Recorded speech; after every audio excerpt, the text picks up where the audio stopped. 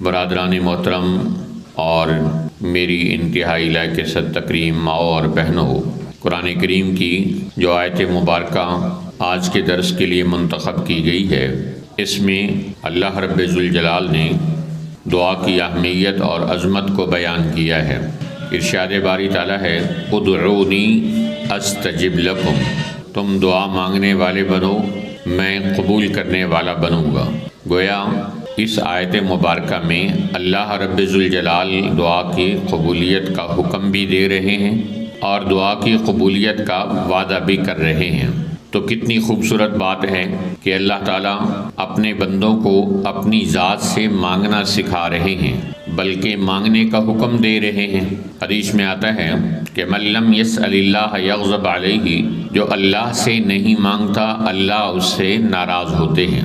اور اس ناراضگی کی وجہ یہ ہے کہ اگر ہمارا بیٹا ہو اور وہ چیز کے لیے یا فیس کے لیے پیسے اوروں سے جا کر مانگے تو ہمیں ناراضگی آتی ہے کہ ہمارا بیٹا ہے، فیس کے لیے، چیز کھانے کے لیے پیسے ہم سے کیوں نہیں مانگتا۔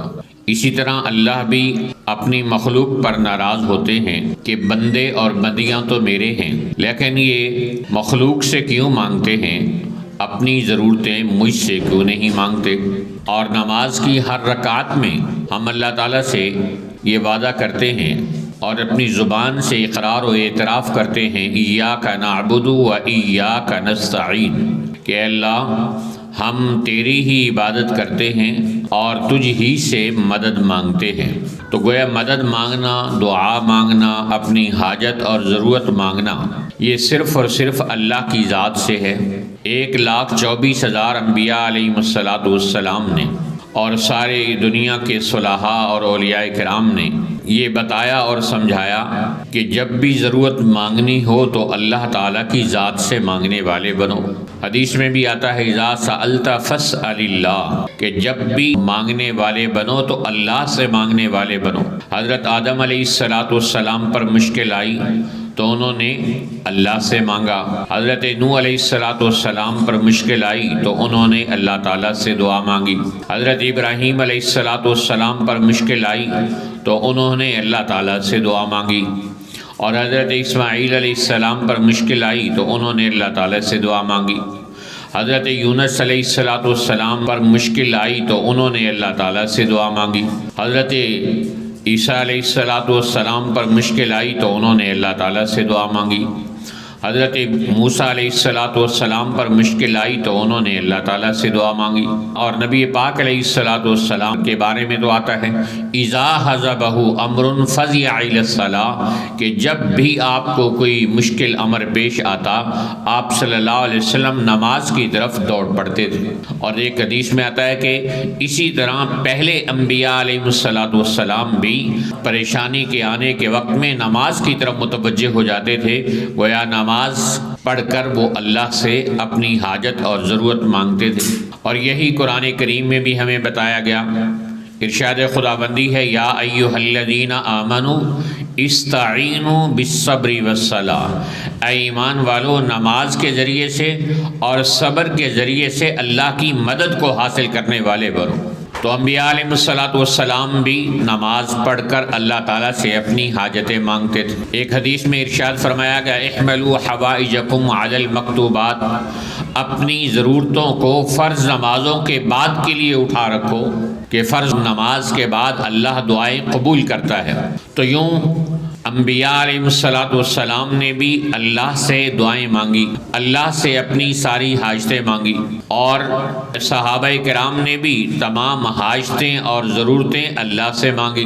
اولیاء کرام نے بھی اپنی حاجتوں اور ضرورتوں کے وقت میں اللہ کے سامنے اپنے دامن پھیلائے۔ تو ان سب نے تعلیم دی کہ جب ضرورت حاجت پیش آئے تو اس وقت اللہ کی ذات سے مانگنے والے بنو۔ رسول پاک علیہ السلام نے فرمایا، حدیث میں آتا ہے کہ حتیٰ شسعن علیہ، آپ صلی اللہ علیہ وسلم اپنے جوتے کا تسمہ بھی اللہ سے مانگتے تھے۔ ایک چھوٹے سے بچے کو بھی معلوم ہے کہ جوتے کا تسمہ موچی سے ملے گا، لیکن آپ صلی اللہ علیہ وسلم اللہ سے مانگتے تھے۔ اور گھر میں نمک ختم ہو جاتا اس وقت بھی اللہ سے مانگتے تھے۔ گویا آپ صلی اللہ علیہ وسلم نے یہ اپنی عادت مبارکہ بنا لی تھی کہ چھوٹی حاجت ہو یا بڑی حاجت ہو، چھوٹی پریشانی ہو یا بڑی پریشانی ہو، چھوٹی ضرورت ہو یا بڑی ضرورت ہو، ہر حال میں اللہ کے سامنے ہاتھ پھیلانے والے اور دعا مانگنے والے بنو، اس لیے کہ چھوٹی اور بڑی کی تقسیم تو میرے اور آپ کے لیے، اللہ کے لیے کوئی پریشانی چھوٹی نہیں، کوئی بڑی نہیں۔ اس کے ارادے کا نام وجود ہے، وہ ارادہ کرے گا اور چیز وجود میں آ جائے گی۔ تو اس لیے جہاں انبیاء علیہ السلام نے اللہ تعالیٰ سے مانگا، صحابہ کرام نے بھی مشکلات کے وقت میں اللہ تعالیٰ سے دعائیں مانگی۔ غزوہ بدر کے موقع پر آپ صلی اللہ علیہ وسلم کے لیے ایک چھپر بنایا گیا اور اس میں حضرت ابوبکر صدیق رضی اللہ تعالیٰ عنہ آپ کے ساتھ شریک ہوئے، اور رسول پاک صلی اللہ علیہ وسلم اللہ کی بارگاہ میں سجدے میں گر گئے اور لمبی دعا مانگی اور عرض کیا، اللہم ان تہلک ہذہ العصابہ لن تعبد ابدا، اے اللہ اگر آج یہ مختصر سی جماعت ختم ہو گئی تو پھر قیامت تک تیری عبادت کرنے والا کوئی نہیں رہے گا۔ تو حضرت ابوبکر صدیق رضی اللہ تعالیٰ عنہ نے عرض کیا، یا رسول اللہ صلی اللہ علیہ وسلم بس کرے، اللہ نے آپ کی دعا کو سن لیا۔ تو پھر اللہ تعالیٰ نے بدر میں فرشتے اتارے اور مسلمانوں کی مدد کی، اسلام اور کفر کی پہلی جنگ میں مسلمانوں کو فاتح بنایا۔ تو گویا رسول پاک صلی اللہ علیہ وسلم بھی مشکلات کے وقت میں اللہ تعالیٰ سے دعا مانگ رہے ہیں، اور امت مسلمہ کو بھی یہی سکھایا کہ جب بھی حاجت ضرورت آئے تو اس وقت اللہ سے دعا مانگنے والے بنو۔ ایک عورت مکہ مکرمہ سے ہجرت کر کے مدینہ طیبہ آئی، اور مدینہ طیبہ آتے ہی اس کا چھوٹا بچہ فوت ہو گیا۔ رسول پاک صلی اللہ علیہ وسلم کو اطلاع کی گئی، یا رسول اللہ صلی اللہ علیہ وسلم اس طرح ایک مسلمان عورت ہجرت کر کے آئی ہے اور اس کا بیٹا فوت ہو گیا ہے۔ آپ صلی اللہ علیہ وسلم نے ارشاد فرمایا کہ اس کو غسل دو اور جنازہ تیار کرو، جب جنازہ تیار ہو جائے تو مجھے اطلاع کرو، میں جنازہ پڑھانے کے لیے آؤں گا۔ تو معصوم بچے کو غسل دیا گیا، کفن پہنایا گیا اور جنازہ تیار کر کے لایا گیا، اور رسول پاک صلی اللہ علیہ وسلم کو اطلاع کی گئی، اے اللہ کے رسول صلی اللہ علیہ وسلم جنازہ بچے کا تیار ہے، آپ آ کر جنازہ پڑھا دیجئے۔ آپ صلی اللہ علیہ وسلم جنازہ پڑھانے تشریف لائے تو اس بچے کی والدہ بھی جنازے میں آ گئی اور چارپائی کے پاؤں کی طرف کھڑی ہو گئی اور کہنے لگی، اے اللہ تو میرا بچہ زندہ کر دے، کافر عورتیں تو مجھے تانا دے دے کے مار دیں گی کہ جب تک یہ مسلمان نہیں ہوئی تھی اس کا بچہ زندہ تھا، اور جب یہ مسلمان ہوئی اور ہجرت کر کے مدینہ طیبہ پہنچی تو اس کا بچہ اسلام لانے کی وجہ سے مر گیا ہے۔ اے اللہ تو اس کو قیامت کے دن بھی زندہ کرنے پہ قادر ہے، آج زندہ کر دے۔ تو حضرت ابو ہریرہ رضی اللہ تعالیٰ عنہ کہتے ہیں صفیں لگی ہوئی ہیں جنازے کے لیے، کفن بچے نے پہنا ہوا ہے، یکدم کفن میں حرکت ہوئی اور اس بچے نے کفن اٹھایا اور آ کر ہمارے ساتھ جنازے کی صف میں کھڑا ہو گیا۔ یہ ہے دعا کی طاقت کہ ماں کے دل سے دعا نکلی اور اللہ تعالیٰ نے کام بنا دی۔ ماؤں کو اپنی دعا کی طاقت کا اندازہ نہیں ہے کہ دعا کے اندر اللہ تعالیٰ نے کتنی طاقت رکھی ہے۔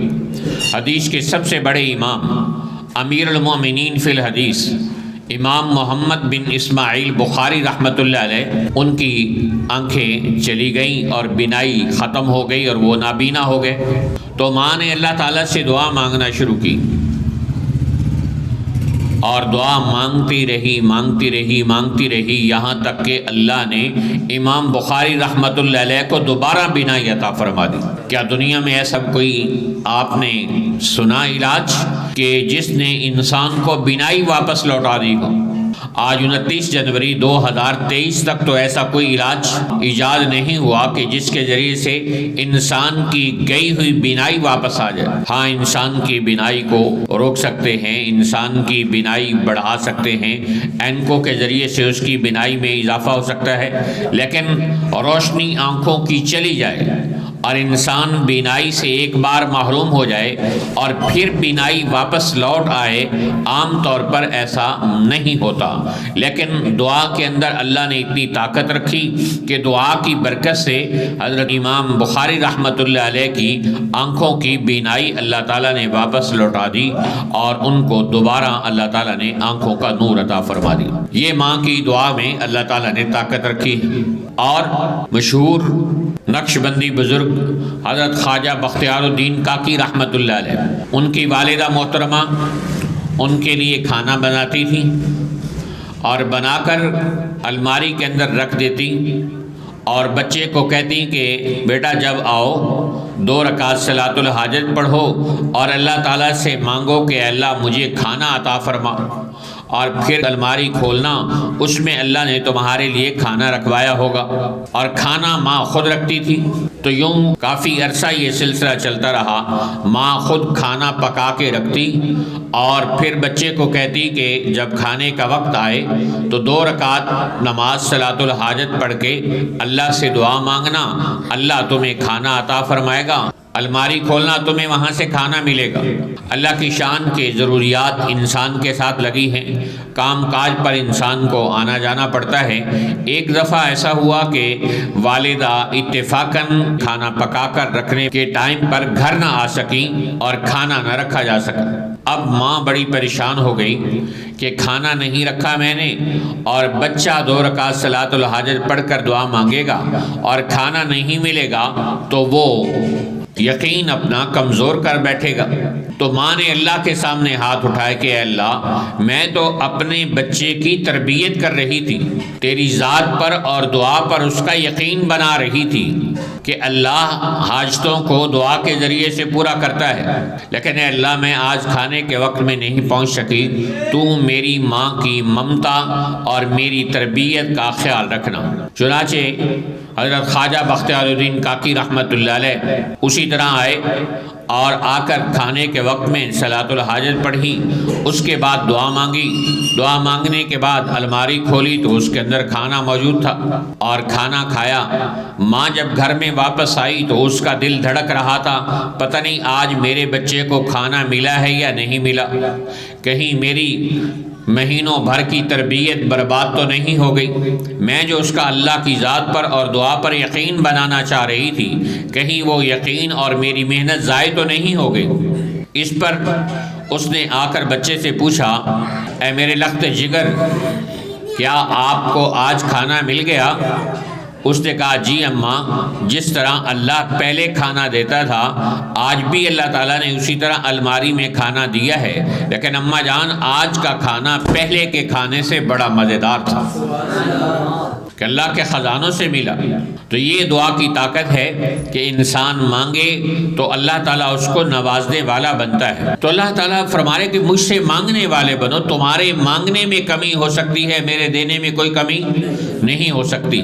آج کتنے لوگ ہیں کہ اپنی مصیبت، بیماری، پریشانی آئے، جس پر پیسے لگتے ہیں وہ سارے کام کر لیں گے، ڈاکٹروں کے پاس جائیں گے پیسہ خرچ کریں گے، حکیموں کے پاس جائیں گے پیسہ خرچ کریں گے، عاملوں کے پاس جائیں گے وہاں بھی پیسہ خرچ کر دیں گے، پیسہ بھی خرچ کیا، وقت بھی خرچ کیا، آرام نہیں آیا۔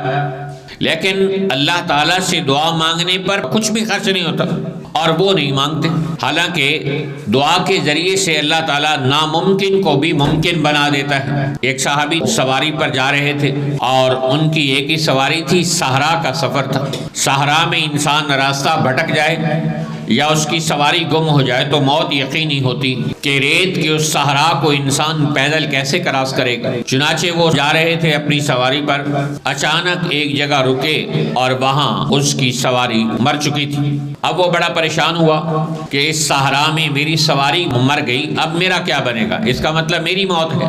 تو کیا مرنے کے بعد بھی دوبارہ دعا سے کوئی زندہ ہوا ہے؟ نہیں، ناممکن بات ہے، لیکن دعا کے ذریعے سے ناممکن بھی ممکن ہو جاتا ہے۔ جیسے پہلے واقعہ سنایا کہ صحابیہ کی دعا سے اس کا بیٹا زندہ ہو گیا، ایسے ہی اس صحابی نے دعا کی، اے اللہ میری صحرا میں سواری گم ہو گئی ہے، اگر مجھے سواری نہ ملی تو میری موت یقینی ہے، اے اللہ تو اس کو قیامت کے دن زندہ کرنے پہ قادر ہے، اے اللہ اب زندہ فرما دے۔ تو وہ گدھا اپنا کان جھاڑ کے اٹھا اور زندہ ہو گیا۔ تو دعا ایسی چیز ہے، حدیث میں آتا ہے الدعاء ينفع مما نزل ومما لم ينزل، دعا ان چیزوں سے بھی فائدہ دیتی ہے جو اتر چکی ہوں اور ان سے بھی جو نہیں اتری۔ کیا مطلب؟ کہ جو مصیبت، پریشانی، دکھ، بیماری آ چکی ہے، اگر آپ اللہ کے سامنے دعا کے لیے ہاتھ پھیلائیں گے، اللہ آپ کی دعا قبول کر کے اس آئی ہوئی بیماری، پریشانی، دکھ اور تکلیف کو دور کر دے گا۔ اور اگر بیماری کوئی آ رہی ہے، حادثہ کوئی آ رہا ہے، ایکسیڈنٹ آسمان سے آپ کے مقدر کا کوئی آ رہا ہے، کوئی نوکری کا چھوٹنا آ رہا ہے، کوئی پریشانی آپ کے لیے آسمان سے لکھی ہوئی جو مقدر میں ہے وہ آ رہی ہے اور نیچے سے آپ کی دعا چلی گئی، تو یہ جانے والی دعا آنے والی مصیبت کو روکنے کا ذریعہ بن جائے گی۔ اس سے بڑھ کر کیا بات ہے؟ حدیث میں آتا ہے کہ سب سے کمزور بندہ وہ ہے جو دعا کے اندر بھی کمزوری دکھائے، اور دوسری حدیث میں فرمایا گیا ابخل الناس من بخل بالدعاء، سب سے بخیل آدمی وہ ہے جو دعا میں بخل کرنے والا ہو۔ تو انسان دعا کے اندر اور اپنی حاجت کے اندر، ضرورت کے اندر اللہ تعالیٰ کی ذات سے مانگنے والا بن جائے تو اس کی حاجتیں اور ضرورتیں اللہ تعالیٰ پوری فرما دیتا ہے۔ تو یہ قرآن کریم کی تعلیم ہے اور سرکار دو جہاں صلی اللہ علیہ وسلم کی سیرت کی تعلیم ہے کہ جب بھی حاجت اور ضرورت پیش آتی تھی تو رسول پاک علیہ السلام اللہ کی بارگاہ میں دعا کے لیے ہاتھ پھیلا دیتے۔ تو دعا ناممکن کو ممکن بنانے والی ہے، دعا انسان کو اللہ کی بارگاہ سے شرف قبولیت عطا کرنے والی ہے، اور دعا اللہ تعالیٰ سے تعلق مضبوط کرنے والی ہے۔ ایک صاحب نے کسی اللہ والے سے کہا کہ جی میں تو اللہ تعالیٰ کی مسلسل نافرمانیاں کرتا رہتا ہوں، مجھے اللہ نے کوئی سزا نہیں دی۔ میں نے سنا کہ اللہ کی نافرمانی کی جائے تو اللہ تعالیٰ سزا دیتے ہیں۔ سنا کیا؟ اللہ کے قرآن میں اللہ نے اعلان کیا ہے کہ من یعمل سوءا یجز بہ، کہ جو بندہ برائی کرے گا وہ اس کا بدلہ پائے گا۔ دنیا میں، آخرت میں اس کا تذکرہ نہیں، بس وہ بدلہ پائے گا۔ اس کو شاعر کہتا ہے کہ عدل و انصاف حشر پر ہی موقوف نہیں، زندگی خود بھی گناہوں کی سزا دیتی ہے۔ تو صلی اللہ علیہ نے پوچھا کیا تم اللہ تعالیٰ سے دعا کرتے ہو؟ اس نے کہا یہ دعا تو نہیں کرتا۔ تو اس نے کہا کہ اللہ نے تمہیں اپنے سامنے ہاتھ پھیلانے اور دعا مانگنے سے محروم کر دیا، اس سے بڑی سزا اور کیا ہوگی؟ تو یہ جو ہم سمجھتے کہ ہم خود دعا نہیں مانگ رہے، اللہ کی قسم یہ بہت بڑی غلط فہمی ہے۔ حقیقت تو یہ ہے کہ ہم اللہ کی سزا اور اس کی گرفت اور پکڑ میں آ چکے ہیں۔ اللہ تعالیٰ جب کسی کو اپنے سامنے جھولی پھیلانے سے اور ہاتھ اٹھانے سے محروم کر دے، اس کا مطلب یہ ہے کہ اللہ اس کو نوازنا ہی نہیں چاہتا۔ اور دعا مانگنے کا مطلب یہ ہے، حدیث میں آتا ہے من فتح لہ باب الدعاء، جس کے لیے دعا کا دروازہ کھول دیا گیا، فتحت لہ ابواب الرحمہ، اس کے لیے رحمت کے دروازے کھول دیے گئے، اور ایک دوسرے حدیث میں آتا ہے اس کے لیے قبولیت کے دروازے کھول دیے گئے۔ تو گویا دعا کا مانگنا اس بات کا اعلان ہے کہ اللہ تعالیٰ نے دعا قبول کرنی ہی کرنی ہے، بس ہمیں جلد بازی نہیں دکھانی ہے۔ حدیث میں آتا ہے کہ انسان دعا کرتا ہے اور پھر اس کا دل کہیں اور اٹکا ہوتا ہے، زبان سے الفاظ نکل رہے ہیں اور دل کی توجہ دعا میں شامل نہیں ہے۔ تو جب دل کی توجہ دعا میں شامل نہ ہو تو اس کی دعا شرف قبولیت سے محروم ہو جاتی ہے۔ حدیث میں آتا ہے ان اللہ لا يقبل دعاء عن قلب لاہ غافل، اللہ غفلت سے کی جانے والی دعا کو قبول نہیں کرتا ہے۔ تو زبان سے الفاظ نکل رہے ہیں اور دل ادھر متوجہ ہو تو پھر انسان کو اللہ تعالیٰ عطا فرمائے گا۔ اور یہ حدیث میں وعدہ کیا گیا ہے کہ کوئی دعا ایسی نہیں جو قبول ہو، بس قبولیت کی صورتیں مختلف ہوتی ہیں۔ کبھی دعا قبول ہونے کا مطلب یہ ہوتا ہے کہ اللہ تعالیٰ سے جو آپ نے مانگا اللہ نے وہی عطا فرما دیا، اور کبھی دعا قبول نہ ہونے کی صورت یہ ہوتی ہے کہ اللہ تعالیٰ نے آپ کی دعا کی برکت سے آپ پر آنے والی کوئی مصیبت، پریشانی، بیماری ٹال دی، اور کبھی یہ ہے کہ جو آپ نے مانگا وہ آپ کے لیے اچھا نہیں۔ اللہ تو جانتے ہیں نا کہ اس بندے کے لیے اچھا ہے یا برا ہے، تو بندہ مانگ رہا ہے اور وہ اس کے لیے اچھی نہیں، تو اللہ تعالیٰ اس کو وہ چیز دینے کی بجائے کوئی اور چیز عطا فرما دیتا ہے۔ چوتھی صورت یہ ہے کہ اللہ انسان کی دعا کو آخرت کے لیے جمع کر لیتا ہے، اور حدیث میں آتا ہے کہ جب قیامت کے دن انسان جا کر اپنی دعاؤں کے ثمرات دیکھیں گے جنت میں، اللہ سے پوچھیں گے کہ اللہ یہ اتنا کچھ جنت میں، اتنے بڑے محلات، اتنے بڑے انعامات ہمیں کن اعمال کی برکت سے مل رہے ہیں؟ تو اللہ ارشاد فرمائیں گے یہ جو تم نے دنیا میں دعائیں مانگی تھیں اور وہ دنیا میں تمہیں نہ دی گئیں، اس کے بدلے میں یہ جنت کی چیزیں تمہارے لیے تیار کر دی گئی۔ تو حدیث میں آتا ہے کہ انسان کہیں گے کاش دنیا میں ہماری کوئی دعا بھی قبول نہ ہوئی ہوتی۔ تو اس لیے مسلمان ماؤں بہنوں کو، بچوں، بوڑھوں، جوانوں کو یہ سبق سکھایا گیا کہ وہ اپنی ضرورت اور حاجت کے وقت میں اللہ سے دعائیں مانگنے والے بنے۔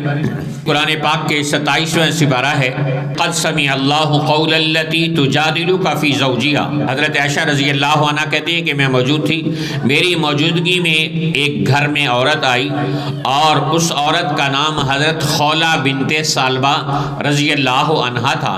وہ آئی اور انہوں نے عرض کیا یا رسول اللہ صلی اللہ علیہ وسلم، میرے خامن نے مجھے طلاق زہار دے دی ہے۔ طلاق زہار کا مطلب یہ ہے کہ اس زمانے میں کوئی آدمی کہتا تھا اپنی بیوی کو انتی علیہ کظہری امی، کہ تم میرے لیے میری ماں کی طرح ہو، یعنی بیوی کو ماں کہہ دیتے تو اس سے وہ سمجھتے تھے کہ بیوی کو طلاق پڑ جاتی ہے، حالانکہ شرعاً طلاق نہیں پڑتی، لیکن اس زمانے میں طلاق ہی سمجھا جاتا تھا اس کو۔ تو وہ عورت آئی اور آ کر کہنے لگی یا رسول اللہ صلی اللہ علیہ وسلم، میں نے ساری زندگی خامن کے ساتھ گزار دی، اب جب میرا بڑھاپا آیا ہے اس نے مجھے طلاق دے دی ہے، برائے مہربانی آپ اس طلاق کو واپس کروائیں۔ آپ صلی اللہ علیہ وسلم کے پاس نیا حکم آیا نہیں تھا کہ اس سے طلاق ہوئی یا نہیں ہوئی، جاہلیت میں تو یہی سمجھا جاتا تھا کہ طلاق ہو گئی، اس لیے آپ صلی اللہ علیہ وسلم نے اس معمول کے مطابق کہہ دیا کہ طلاق ہو گئی۔ تو اس عورت نے دوبارہ کہا یا رسول اللہ صلی اللہ علیہ وسلم، یہ آدمی میری جوانی کھا گیا، اور اب چھوٹے چھوٹے میرے بچے ہیں، آج یہ مجھے طلاق دے کے علیحدہ ہو رہا ہے، یہ چھوٹے چھوٹے بچے میں کہاں سے پالوں گی؟ برائے مہربانی آپ اس طلاق کو اللہ سے درخواست کر کے کینسل کروائیں۔ آپ صلی اللہ علیہ وسلم خاموش رہے۔ پھر اس نے تیسری مرتبہ کہا یا رسول اللہ صلی اللہ علیہ وسلم، آپ میری فریاد سنتے ہیں یا میں اللہ سے براہ راست عرض کروں؟ تو حضرت عائشہ رضی اللہ عنہ کہتی ہیں کہ ابھی وہ یہ بات کر رہی تھی کہ آپ صلی اللہ علیہ وسلم پر وحی کی کیفیت طاری ہوئی۔ اس نے کہا اللہ میں نے تیرے نبی علیہ الصلوۃ والسلام کو درخواست کی ہے کہ یہ طلاق کینسل کروا دیں، اور وہ میری بات کا جواب نہیں دے رہے، اللہ تو ہی میرے حق میں فیصلہ فرما دے۔ تو ادھر انہوں نے دعا کی، اور حضرت عائشہ رضی اللہ عنہ کہتی ہیں کہ حضور علیہ الصلوۃ والسلام پر وحی کی کیفیت طاری ہو گئی، اور تھوڑی دیر بعد آپ اٹھے مسکراتے ہوئے قرآن پاک کے 27ویں سپارے کی پہلی آیات تلاوت فرمائی، ارشاد فرمایا قد سمع اللہ قول التی تجادلک فی زوجہا۔ قرآن کے الفاظ پر غور کیجئے کہ اللہ فرمایا قد سمع اللہ قول التی، اللہ نے اس عورت ذات کی بات کو سن لیا، تجادلک فی زوجہا، جو اپنے خامن کے معاملے میں آپ سے جھگڑا کر رہی تھی، وَتَشْتَكِي إِلَى اللَّهِ، اور جب آپ نے اس کی فریاد کو نہ سنا اور تمہارے آپس میں جو مکالمہ ہوا وہ بھی اللہ نے سن لیا، وَتَشْتَكِي إِلَى اللَّهِ، اور پھر اس نے اللہ سے شکایت کی۔ اور اللہ آج یہ قرآن میں اعلان کر رہا ہے ان امہاتہم الا اللہ ولدنہم، کہ انسان کی ماں صرف وہ ہوتی ہے جس سے وہ پیدا ہوتا ہے، بیوی کو ماں کہنے سے وہ ماں نہیں بن جاتی، اس سے طلاق نہیں ہوتی ہے۔ ما ہن امہاتہم، نہیں ہیں وہ ان کی مائیں۔ تو اب ایک عورت کی فریاد پر اللہ تعالیٰ نے طلاق زہار کا مسئلہ ہمیشہ کے لیے حل فرما دیا، اس پر کفارہ ادا کر دو، اس سے بیوی کو طلاق نہیں پڑتی ہے۔ تو یہ قرآن کریم نے بتایا کہ عورت کی دعا میں اللہ تعالیٰ نے کتنی طاقت رکھی کہ آسمان سے فیصلہ بدل گیا۔ تو اس لیے اب ہم نے اپنی حاجتوں اور ضرورتوں کے وقت میں بھی اللہ تعالیٰ سے دعا مانگنی ہے، اور اپنے بچوں کو، اپنی نئی نسل کو اور اپنے آنے والی نسل کو یہ سکھانا ہے کہ حاجتیں اور ضرورتیں اپنے اللہ سے مانگنی ہے، اور جب بھی کوئی مشکل آئے تو مصلی بچھانا ہے اور اللہ کے سامنے اپنا سر جھکانا ہے۔ میرے والد صاحب رحمۃ اللہ علیہ کو کہتا کہ جی یہ پریشانی ہے، وہ مسئلہ ہے، تو وہ فرمایا کرتے تھے یہ تو 2 سجدوں کی مار ہے۔ تو ہماری بڑی سے بڑی پریشانی، بڑی سے بڑی بیماری، بڑے سے بڑا دکھ جو ہم لوگوں کے سامنے رونا روتے رہتے ہیں، اگر اللہ کے سامنے صرف رونے کی شکل بنا لیں، اگر اللہ کے سامنے صرف خالی ہاتھ اٹھا لیں، تو اللہ کی قسم اللہ تعالیٰ ہماری پریشانی کو، مشکلات کو ٹال دے، کہ اس کا قرآن میں وعدہ امن یجیب المضطر اذا دعاہ ویکشف السوء، کہ میری ذات کے علاوہ کون سی ذات ہے جو مشکلات کے وقت میں انسان کے کام آئے اور انسان کی مشکلات کو دور کرنے کا ذریعہ بنے۔ تو اس لیے نیت فرمائیں کہ انشاءاللہ العزیز آئندہ جب بھی کوئی حاجت اور ضرورت آئے گی، ہم اپنے اللہ سے مانگیں گے، اور اپنے بچوں کی بھی یہ تربیت کریں گے کہ وہ بھی اپنی حاجت اور ضرورت اللہ سے مانگنے والے بن۔ خامن کو کہنے کی بجائے اللہ سے کیوں نہیں کہتی؟ بیماری آ گئی، دوائی لے لی، تو اللہ تعالیٰ سے دعا کیوں نہیں کرتی؟ ہمارا حال یہ ہے کہ جب ڈاکٹر نے جواب دے دیا، جب حکیموں نے مایوس کر دیا، اور جب عاملوں نے ہاتھ کھڑے کر دیے، تو پھر کہتے ہیں اب اللہ ہی کرے گا۔ نہیں میرے عزیز، پہلے بھی اللہ نے کرنا تھا، اب بھی اللہ ہی کرے گا، بس ترتیب ہماری بدل گئی کہ ہم مایوس ہو کر پھر اللہ کی بارگاہ میں آئے، آخر میں آئے، حالانکہ ہمیں سب سے پہلے اللہ کی بارگاہ میں آنا ہے کہ جو کوئی بیماری آئے، دکھ آئے، پریشانی آئے، صدقہ دیں، صلاۃ الحاجت پڑھیں، اس کے بعد سنت سمجھتے ہوئے علاج کریں، پھر دیکھیں اللہ تعالیٰ کیسے آپ کی بیماری کو تبدیل کرتا ہے۔ اس لیے یہ نیت فرما لے کہ انشاءاللہ العزیز ہم اپنی بیماریوں کو دور کرنے کے لیے اللہ کی ذات کی طرف متوجہ ہوں گے۔